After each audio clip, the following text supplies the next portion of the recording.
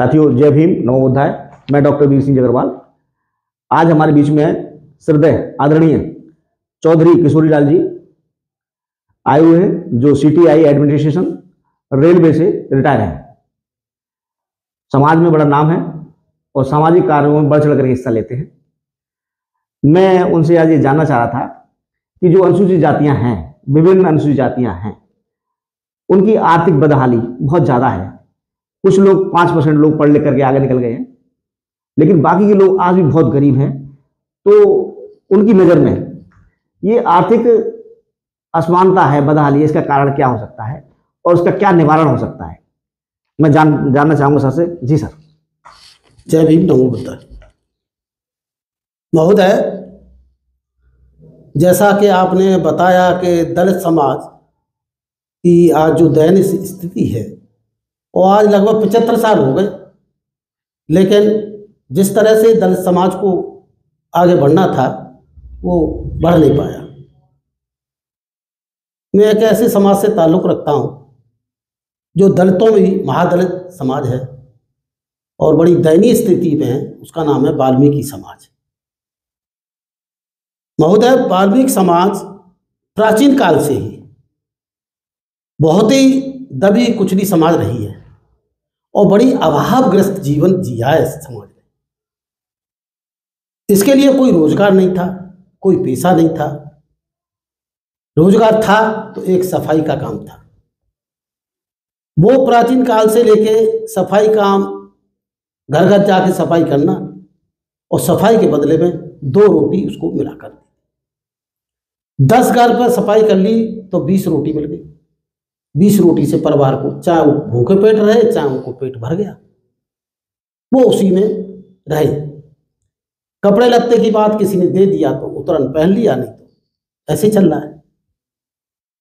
कुएं बावरी हुआ नहीं करते थे तो नहाना धोना भी नहीं था, इसलिए वो थोड़े से बेचारे गंदे भी रहते थे।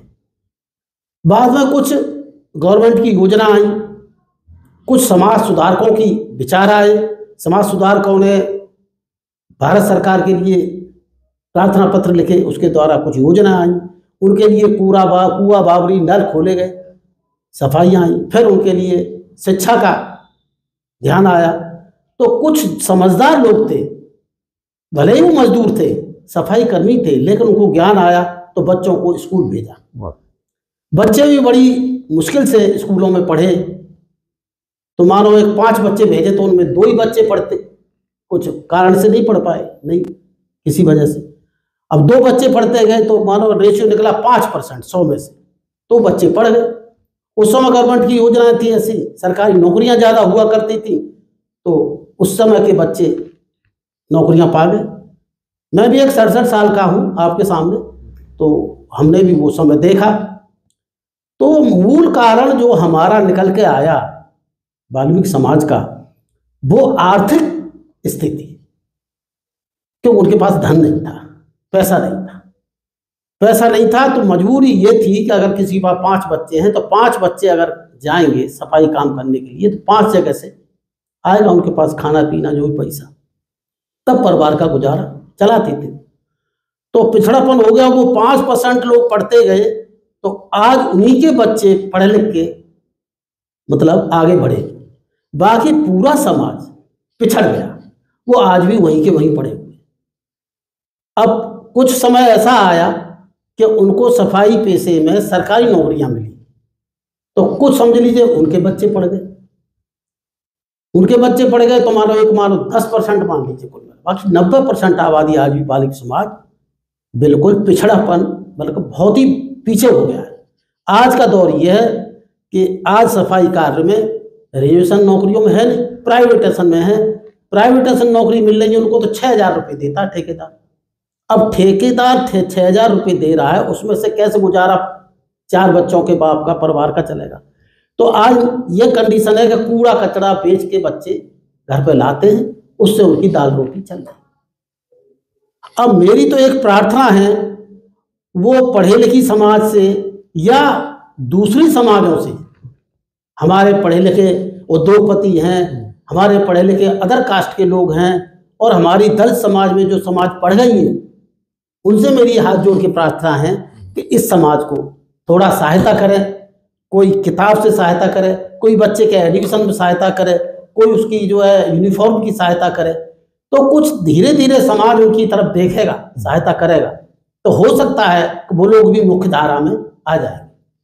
दूसरी बात कहना चाहूँगा कि जो बच्चे नहीं पढ़ रहे उनके गार्जियंस को चाहिए कि उनको टेक्निकल काम सिखाएं।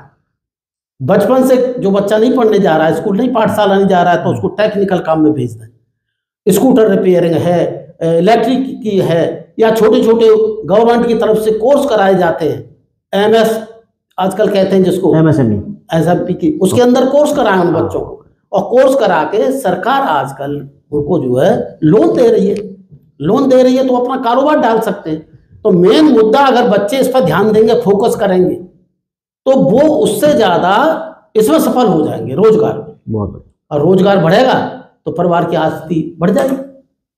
तो ये इसका निवारण हो सकता है। और एक प्रार्थना बार बार मैं यही कहूंगा कि समाज को हेल्प करना पड़ेगा। समाज हेल्प ये करे, उन चिन्हित करे उन परिवारों को, और उनके परिवार में जाकर उनसे कहे भाई तुम बच्चों को स्कूल पाठशाला भेजो और हम तुम्हारी हेल्प करेंगे।